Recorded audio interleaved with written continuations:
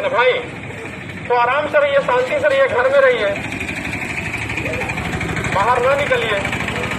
इसलिए ताजिया कोई नहीं निकालेंगे, जुलूस कोई नहीं निकालेगा।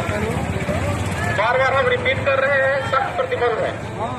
और मीडिया कर्मी जो है उनसे रिक्वेस्ट है कि इसका प्रचार प्रसार करेंगे। तो हम जो चौक चौराहा है हमारे मधुबनी टाउन में, वहाँ पर सीसीटीवी लगा दिया गया है। सीसीटीवी की क्वालिटी